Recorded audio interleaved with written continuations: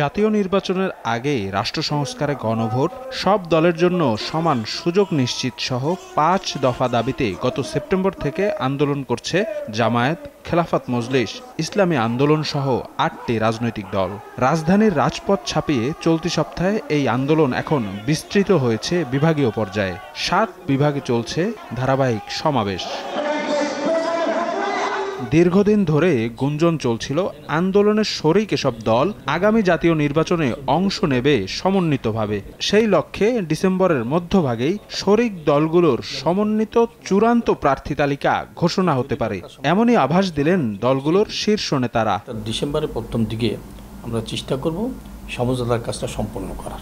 যেই আসনগুলো জোট থেকে তারা দাবি করবে বা আমরা দাবি করব, এগুলো কিন্তু মোটামুটি আমরা একটা পর্যায়ে নিয়ে এসেছি। হয়তো এক সপ্তাহের মধ্যেই আমরা পরস্পর বসে এই বিষয়গুলো একটা পর্যায়ে নিয়ে আসব। আসন সমঝোতার ভিত্তিতে প্রার্থী নির্ধারণে দুটি বিষয় মাথায় রাখা হয়েছে বলে জানান নেতারা।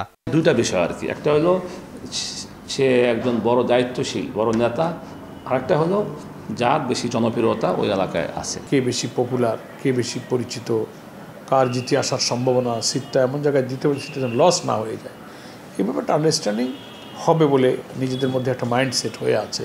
সমঝোতার স্বার্থে যে কোনো আসন ছাড়তে প্রস্তুত সব দলই। আমাদের আমির সাহেব বলে দিয়েছেন যে আমরা প্রাথমিক সব বাছাই করে দিলাম, আপনাদের ময়দানে নেমে কাজ করেন, এটা একটা প্রাথমিক বাছাই, কিন্তু কেউ মনে করবেন না যে এই সিটটা আপনার, এটা আপনার না, এটা আমাদের জামাতের সিট। জামাত যখন আপনাকে ছাড়তে বলবে তখন আপনাকে ছাড়তে হবে। সেন্ট্রালে যে আমরা সিদ্ধান্তের জন্য বসবো, সেখানে যখন কোনো আসনের জন্য কোনো প্রার্থী নির্ধারণ হয়ে যাবে, বাকি যারা থাকবে তাদের কাজই হবে তাকে সমর্থন করা।